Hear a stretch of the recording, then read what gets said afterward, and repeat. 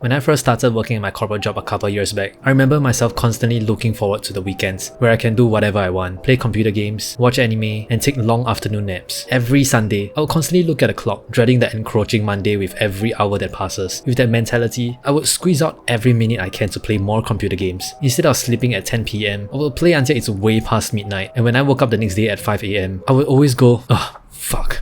Fucking hate Mondays. Before the day even started, I'm already looking forward to the next Friday night. I would drag myself to work, curse at everything that I'm doing at my job, play computer games late into the night to make up for the time lost at work. And this cycle repeats itself until I had this revelation one fine day. I thought back about what actually makes us happy during the weekends. I mean, there has to be something that's making us look forward to it every week, right? Turns out, it's not the playing of computer games that's making me happy. Otherwise, I should still be happy every day after I knock off from work. Would it be the watching of my favorite waifu animes? Absolutely not, since I have breaks in between work that still allows me to do that if I want to. Maybe it's the afternoon naps?